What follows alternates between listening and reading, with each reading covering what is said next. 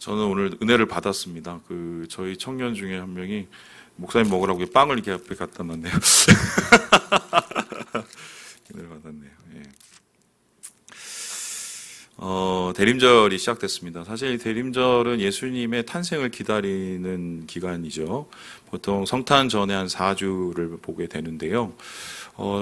우리 총회에서는 이제 대림절을 권장하지는 않습니다. 그 이유가 이 구교, 그러니까 카톨릭에서 대림절을 비롯한 여러 가지의 이단적인 요소들이 많은 행사들을 하기 때문에 그것들을 좀 지양하는 의미에서 이것을 이제 거두는데, 저는 이제 어떤 의미에서 한 해를 마무리하고 정리하는 차원에서 이 대림절이 좀 의미를 갖는 것이 아닌가 이렇게 생각을 하고 우리 교회에서 진행하고 있습니다. 대림절은 단순히 예수님의 탄생, 그러니까 크리스마스를 기다리는 기간이라기보다는 우리가 정말 기다려야 되는 예수님의 재림, 다시 오심을 기다리는 그러한 날이라고 볼 수 있습니다. 우리의 인생은 어쨌든 주님을 기다리는 인생이고, 그 인생 가운데 우리는 잠시 멈춰질지 모르나 결국 주님은 이 땅에 오시는 거죠. 그래서 저는 이 대림절 기간을 열면서 이 기다림에 대한 이야기, 믿음은 어떻게 보면 기다림이죠. 이것을 어떻게 하면 잘 설명할 수 있을까? 이 기다림에 대해서 가장 잘 설명해 줄 수 있는 사람이 누구일까 고민을 했습니다. 그래서 성경에서 이런저런 인물을 찾아봤는데, 가장 가깝게, 가장 절실하게, 가장 그리고 치열하게 예수님의 탄생을 기다렸던 한 사람이 생각이 났습니다. 다름 아니라 바로 이분인데요. 우리 함께 누가복음 1장 30절 말씀을 같이 한번 읽어보도록 하겠습니다. 시작. 천사가 이르되 마리아여 무서워하지 말라. 내가 하나님께 은혜를 입었느니라. 보라, 내가 잉태하여 아들을 낳으리니 그 이름을 예수라 하라. 바로 예수님의 어머니 누굽니까? 마리아입니다. 마리아와 천사가 만난 장면을 이 바돌로메 에스테반 무리오는 이렇게 보여주고 있는데요. 보시다시피 정말 놀란 모습, 그리고 그에게 잘 설명하고 있는 이제 이 천사의 모습, 가브리엘의 모습이 보게 됩니다. 여러분, 마리아에 대해서 어떻게 생각하십니까? 마리아는 예수님의 어머니인과 동시에 믿음의 어머니인 거죠. 하지만 우리 개신교에서는 좀 마리아에 대해서 좀 홀대하는 분위기가 있습니다. 그도 그럴 것이 이 카톨릭에서 워낙 이 마리아에 대한 숭상과 숭배를 하고 있기 때문에 거기에 대한 좀 반향으로 우리가 그것을 감당하지 않고 있지요. 그런데 이제 그 숭상이 어느 정도 수준이냐면 좀 황당한데요. 다음 그림을 보시면 좀 이해가 되십니다. 여러분, 이게 뭔지 좀 알아보시겠습니까? 이게 1994년에 어떤 여자가요, 플로리다에 있는 이제 다이앤 듀이서라는 여자가 있는데, 아침에 빵을 먹으려고 토스트를 끼워놨다가 딱 해서 한 입을 물었더니 좀 모양이 이상한 거예요. 그래서 잘 보니까 누구를 닮았어요. 저기 여성의 모습이 보입니다. 그죠? 마리아를 닮은 것처럼 보인 거예요. 그래서 그거를 10년 동안 보관을 합니다. 그래서 저렇게 까맣게 됐죠. 그러니까 더 선명해지죠. 근데 저게 까맣게 된 게 아니라 사실은 뭡니까? 저게 곰팡이 쓴 거잖아요. 그거를 이베이라는 경매 사이트에다가 올렸어요. 그런데 얼마에 팔렸느냐? 2,800달러. 그러니까 우리 돈으로 따지면 거의 3천만 원 넘게 이게 팔렸어요. 그러니까 이게 2만 잘못 나요. 2만 8천 달러인데요. 그러니까 이제 사람들이 왜 이런 일을 하냐면, 지나가다가도 어느 모양이 좀 이상하다. 여기 성모가 마리아의 모습이 달랐다. 그러면 거기에 가서 막 숭상을 하고 절을 하고 또 치유를 받았다고 이런 말도 안 되는 일이 있고, 이러한 모습들이 이제 카톨릭에서는 너무나 당연시돼서 나중에는 이 마리아에 대해서 마리아를 성인이 아닌 그 이상의 사람, 하나님과 우리 사이의 중재라로서 받아들이는 이러한 실수를 접하고 있죠. 그래서 우리는 좀 여기에 대해서 조금 경계를 하는 차원에서 마리아에 대한 좀 좋지 않은 생각들을 가지고 있습니다. 하지만 제가 생각할 때는 여자가 낳은 아들, 남자 중에 가장 하나님 앞에서 평가를 받은 사람이 세례 요한이라면, 여자가 낳은 여자 중에 가장 평가를 받고 가장 하나님 안에서 좀 인정을 받을 사람이 누굴까 생각할 때 좀 마리아가 아닐까 싶어요. 왜냐하면은 오늘 이 말씀에서 보면 단순히 마리아가 예수님을 낳은 것에서 끝난 것이 아니라 예수님을 출생하고 그 출산 이후에 여러 과정을 겪은 과정에서 그녀가 보였던 그 삶의 모습이 너무나 담대했기 때문입니다. 그렇다면 마리아는 예수님을 낳기까지의 과정 속에서 어떤 어려움을 겪어야 했을까요? 말씀을 잘 살펴보면 세 가지로 우리 요약이 되는데요. 첫 번째, 우리 같이 한번 읽어보도록 하겠습니다. 시작! 순탄치 않은 출산 과정. 마리아는 예수님을 출산하는 모든 과정이 다른 사람들과 달랐습니다. 정확하게 말하면 매우 어렵다고 얘기했고, 출산 이후에 키워가는 과정도 다른 사람과 많이 달랐지요. 우리 함께 34절의 말씀을 같이 한번 읽어보겠습니다. 시작! 마리아가 천사에게 말하되 나는 남자를 알지 못하니 어찌 이 일이 있으리까? 처음부터 기괴했습니다. 남자를 접하지 않는 여자가 어떻게 아이를 가질 수가 있습니까? 그런데 하나님께서는 가브리엘을 통해서 그 일이 가능하다고 얘기를 했습니다. 이것을 받아들이는 것도 매우 어려웠을 것입니다. 그리고 나서 여러 기간에 거쳐서 이 9개월을 임신하였고 또 태동하는 그 시기를 겪으면서 출산을 하게 되는데요. 여러분 그 출산의 시기 마리아가 어떤 일을 겪었는지 기억하시죠? 우리 함께 확인해 볼까요? 우리 마태복음 2장 6절 7절 말씀을 읽어보겠습니다. 시작! 거기 있을 때에 해산할 날이 차서 첫 아들을 낳아 강보에 싸서 구유에 뉘었으니 이는 여관에 있을 곳이 없음이러라. 거의 막달이죠. 막달에 나사렛에서 이 베들레헴까지 이동을 하게 됩니다. 여러분 그 과정 속에서 여러 가지 어려움을 겪었을 것이 분명하지요. 그 상황 속에서 도착을 했었을 때 그나마 머물러 있을 장소라도 제대로 있었을 것을 그러지 못하고 여관에 머무르고 그냥 여관도 아니라 어떻게 해요? 말이나 가축이 있는 그곳에서 아이를 출산해야 되는 최악의 환경 속에 속하게 됩니다. 그렇다면 그 이후에 예수님을 낳은 이 마리아의 모습은 어떠했을까? 더 황당한 일을 겪게 되는데요. 다시 바로 나사렛으로 돌아간 것이 아니라 사람의 이 모습을 그리고 헤롯의 왕의 그 핍박을 피해서 어디로 갑니까? 애굽까지 가게 됩니다. 그러면은 그 이동 경로가 어떻게 됐었을까? 학자들이 이 전설을 따라서 그 이동 경로를 만들어 봤는데 이제 다음과 같습니다. 이 보시다시피 몇백 킬로에 가라고요.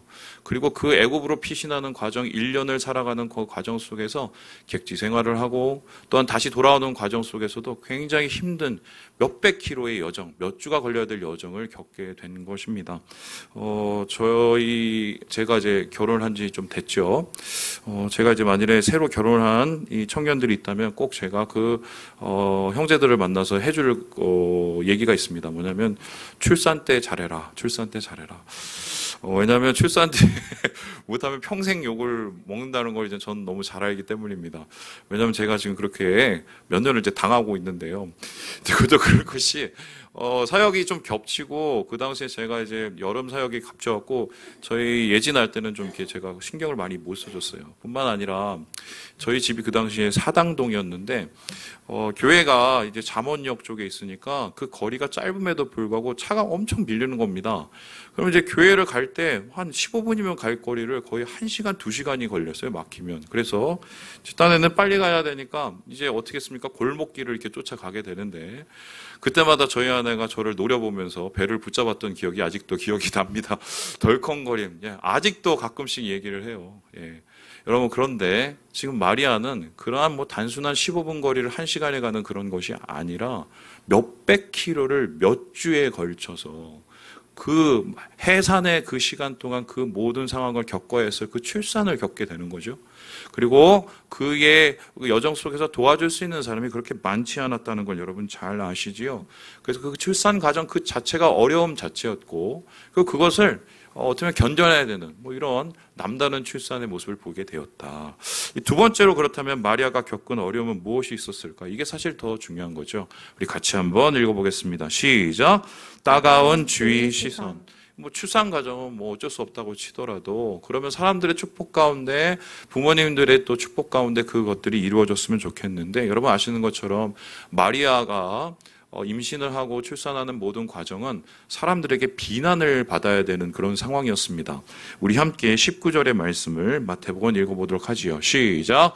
그의 남편 요셉은 의로운 사람이라 그를 드러내지 아니하고 가만히 끊고자 하여. 유대에는 이제 결혼 제도가 있는데 그 결혼 제도가 뭐냐면은 이제 세 가지로 이어져요. 맨 처음에 중매장이가 중매를 씁니다. 그러면 중매를 쓰고 나면 어떡합니까? 두 여자가 만나고 이거 괜찮겠다 싶어갖고 이제 그때는 약조를 합니다. 그 약조가 이제 약속 기간이고요. 그 약혼이라고 하는데 그 약혼 후에 1년에 걸쳐서 서로 떨어져서 이제 준비를 해요. 남자는 집 준비하고 여자는 이제 열심히 이제 신부 수업을 하게 되는 거죠. 그런데 그 1년의 기간이 왜 존재하냐면 혹시라도 이 여자에게 문제가 있는지 검증하기 위해서입니다. 예를 들어서 임신을 했다거나 다른 식의 문제가 생길 수 있었기 때문에 검증하는 차원에서 그 1년을 보내게 됐고요. 만일 그 시간 속에서 문제가 생기면 어떤 일이 일어납니까? 여자는 비난의 대상이 될 뿐만 아니라 사람들 앞에 서서 돌을 맞는 이런 상황까지 가게 됩니다. 그렇다면 지금 아무리 이것을 잘 설명하려고 해도 의로운 사람이라는, 마음이 자애로운 사람이라는 요셉조차도 이것을 감당할 수가 없었습니다. 자기하고 정혼하고 떨어져 있어서 열심히 자기는 지금 장가갈 준비를 하고 앉았는데 갑자기 털컥 임신했다고 그 소식을 들었을 때 그게 감당이 됐겠어요? 그래서 그냥 조용히 끝내고자 했었을 때 여러분, 하나님께서 요셉의 마음을 움직여 주셔서 이 결혼을 가능하게 하셨지요. 그런데 이거는 여기에서 끝나는 거죠. 다른 사람들이 이러한 상황을 알 리가 없습니다. 그래서 이 마리아가 이후에 이제 사가랴의 집, 엘리사벳의 집에 가서 석 달을 있게 되는데요. 그 과정을 어떤 사람들은 어떻게 얘기하냐면 이렇게 얘기해요. 사람들의 이목 때문에 어쩔 수 없이 피해서 3개월을 피했었던 것 아닌가 이렇게 얘기를 하는데 그렇게까지 어쩌면 어려운 주위의 따가운 시선을 겪어야 했던 것입니다. 그래서 이 따가운 시선 가운데 어쨌든 자기에게 주신 하나님의 사명이라는 것이 있는 것이지요. 자기에게 맡겨진 하나님께서 말씀하신 그 약속이라는 것이 있었고 그 시선보다도 하나님의 시선을 더 가까이 하면서 그 시간을 견뎌내야 했던 거죠. 여러분, 이것이 얼마나 어려운지 아시죠? 저희가 요즘에 욥기를 계속해서 보고 있습니다. 욥이 여러 가지 어려움과 고난을 당했을 때 이번 주에 뭐라고 얘기했냐면 친구들을 향해서 야, 니네는 나한테 너무하다. 니네는 거의 악인이고 죄인이라고까지 얘기합니다. 그 소리가 뭔가요? 다른 지금 이 여러 가지 자기가 겪었던 상황보다도 자기를 이해하지 못하고 따갑게 자기를 바라보고 비난을 하는 그 소리가 마음에 더 사무친 거지요.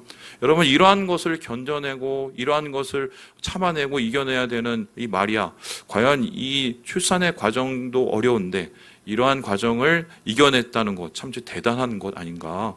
바로 이러한 이 겪은 어려움 두 가지 따가운 시선입니다. 그런데 이제 중요한 것은요, 이 질문을 해보는 거예요.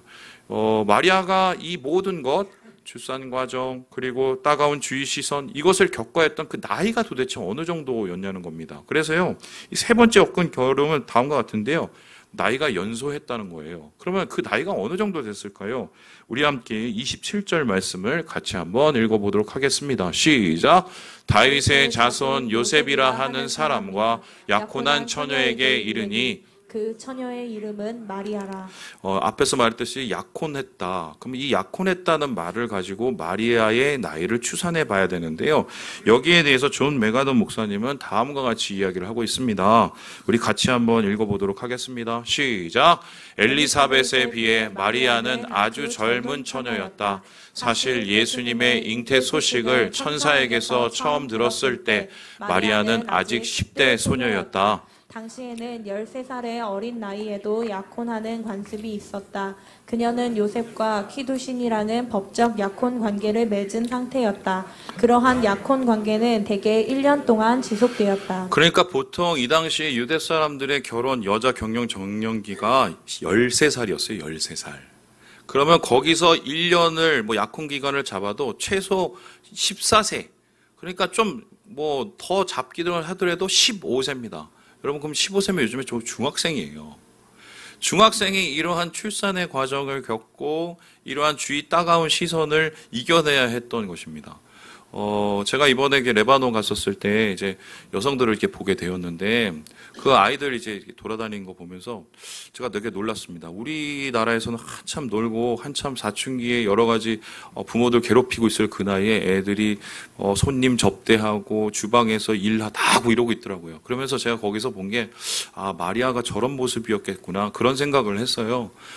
그런데 여러분 이렇게 그 유대 풍습 안에서 결혼을 하고 자라나는 시간도 참 괴로웠을 텐데 그것뿐만 아니라 하나님이 주신 이 사명 그리고 다른 사람에게 받은 이러한 스트레스를 이겨가면서 이 모든 것을 이겨냈다? 여러분 이게 15살 혹은 14살짜리 아이가 가능할 수 있는 무게일까요? 전 그래서 이 모습을 보면서 야 어떻게 이런 것이 가능했을까라는 생각이 듣고 또 반면으로 이렇게까지 대단한 이 무게를 사명의 무게를 왜 하나님께서는 이 어린 소녀에게 지금 철도 이제 들지 않은 이 어린 소녀에게 감당하게 했을까? 오히려 좀 믿음도 좋고 환경도 좋고 상황도 좋은 그런 사람을 좀 쫓아서 하나님께서 그 사명을 부여해 주시고 예수님의 탄생을 준비해 주셨으면 좋을 것을 굳이 이렇게 힘들어 보이는 이 아이에게 이러한 이 사명의 무게를 감당하게 했던 이유가 무엇일까? 저는 그런 생각을 해봤습니다. 도대체 하나님께서는 마리아에게 무엇을 보시고 어떤 면을 보시고 예수 탄생이라는 이 땅의 구세주 탄생이라는 이러한 통로가 되게 하셨을까? 여기에 대해서 오늘 말씀을 보면 분명한 이유를 한 가지가 찾을 수 있어요. 바로 이 말씀인데요. 우리 함께 38절의 말씀을 같이 한번 읽어보도록 하겠습니다. 시작! 마리아가 이르되 주의 여종이오니 말씀대로 내게 이루어지이다 하매 천사가 떠나가니라. 천사가 떠나갔다는 것은 이제 완성이 됐다는 거고 그 완성이 됐다는 것은 마리아의 이 말을 들었기 때문입니다. 마리아가 하나님께 온 그 가브리엘로부터 큰 사명, 예수 그리스도의 탄생의 통로가 된다는 그 한 사명을 듣고 어리둥절했지만 그 어리둥절한 마음을 추스리고 나서 어떡합니까? 거기서 고백을 합니다. 여기서 뭐라고 고백합니까? 나는 주님의 뭐라고 그러죠? 여종이라고 하고요. 그리고 하나님 말씀하신 대로 내게 말씀해 달라고 얘기합니다. 마치 그 말씀하신 것을 나는 그냥 복종하겠다는 그 뜻이겠는데요. 특별히 여기서 우리가 살펴봐야 될 이 여종이라는 단어입니다. 다음에서 보듯이 둘레라는 단어예요. 이게 둘러스에서 오는 여성형인데요. 이 둘레라는 단어를 쉽게 표현하면 계집종, 여자, 노예입니다. 단순히 이것은 자기를 낮추고 하대하는 표현이 아니고요. 실제로 그 당시에 누구신 밑에서 모든 일을 감당하는 사람 취급도 못 받는 그 사람들이었어요. 그런데 자기 자신을 일부러 낮추어서 나는 여종입니다. 나는 노예입니다. 하나님 말씀하신 거 참 내 이해도 안 되고 상황을 내가 받아들일 수도 없는 여러 가지 업견이 있지만 나의 나이도 참 연소하지만 그래도 그 안에 하나님께서 맡겨진 뜻과 그 사명이 있다는 걸 내가 믿고 주님 따르겠습니다. 말씀대로 내게 이루어집니다. 라고 고백을 한 것입니다. 그래서요, 이 찰스 스윈덜 목사님은 이 마리아가 가졌던 비범함, 그래서 어쩌면 우리가 이 대림절 시기에 가져야 될 우리 신앙의 태도를 이렇게 설명을 하고 있는데요. 우리 같이 한번 읽어보도록 하겠습니다. 시작! 마리아는 순종에 뒤따르는 난처한 상황을 받아들이기 위해 평범한 삶에 대한 꿈을 접기로 했다. 그녀는 하나님의 축복이라 해도 지극히 어려운 사명을 받아들였다. 믿음은 감정이 아니라 결단이다. 만일 우리가 어떤 이유에서든 마리아를 존경하려 한다면 이는 그녀가 보여준 놀라운 믿음과 순종 때문이어야 할 것이다. 네, 순종 때문이야 해요. 예. 저는 그렇게 생각을 합니다. 하나님께서 이 태도를 보신 게 아닌가. 이 순종의 DNA를 하나님께서는 보신 거죠. 비록 나이도 어리고 여러 가지 상황도 아니고 그가 자랐던 환경도 사실 나사렛이라는 동네는 몇백 명 안 되는 깡촌이에요. 배운 것도 별로 없는 이 여자를 하나님께서 특별히 원대한 구속계획의 통로로 사용하신 이유, 그에게 있는 이 순종의 마음과 중심의 태도를 보셨기 때문이다. 여러분 그렇습니다. 우리가 살아가면서 하나님의 일이 나를 통해서 이루어지기를 원하지요. 소위 말해서 축복받기 원합니다. 축복이라는 것은 단순히 하나님께서 부어주시는 것에서 끝나는 게 아니죠. 아브라함을 하나님께서 축복하셨다는 것은 그를 통해서 주위 사람들도 같이 복받게 하신 것입니다. 그런데 아브라함이 그 복받는 과정을 한번 생각을 해보세요. 하나님께서 이삭을 낳기까지 얼마나 많은 시간을 기다리게 하셨습니까? 그리고 이삭이 태어났었을 때 바로 하나님께서 그를 통하여서 큰 역사를 보여주신 게 아니라 또 한 번 다시 테스트하시고 시험하시는 과정이 있었죠. 아시는 것처럼 이삭을 데리고 모리아 산으로 올라가서 이삭을 내리치고 죽이려고 했던 것이 하나님의 시험이었습니다. 여러분, 그 과정 속에서 아브라함은 얼마나 갈등을 했을까요? 이 받아들이고 이해하기 어려운 이 상황을 얼마나 마음속으로 고민했을까요? 마치 지금 마리아가 13살, 14살도 안 되는 이 마리아가 자기에게 닥쳐진 이 상황을 받아들이기까지의 어려움처럼 그렇게 아브라함은 그 모리아 산으로 올라가는 길을 조용히 고민하면서 가지 않았을까요? 그런데 하나님께서 마리아를 통해, 하나님께서 아브라함을 통해 믿음의 사람으로, 그리고 하나님의 아들인 예수를 탄생하게 하는 그 어머니로 삼으신 이유가 뭐냐? 그의 마음속에 있는 이 순종의 결단이 바로 하나님의 큰 축복을 이루는 통로이기 때문입니다. 그래서 저는 그렇게 생각을 해요. 다 이해되고 다 받아들일 수 있을 것 다 받아들이고, 다 내게 좋을 수 있을 것 도와드리고, 다 평안할 것 다 평안하고, 그렇게 이루어지는 하나님이 과연 우리 가운데 있을까? 저는 모르겠어요. 제가 목회를 하면서 다른 친구들은 좀 저보다 쉽게 하는 친구들이 있어요. 예. 정말 이렇게 운이 좋다고 표현할까요?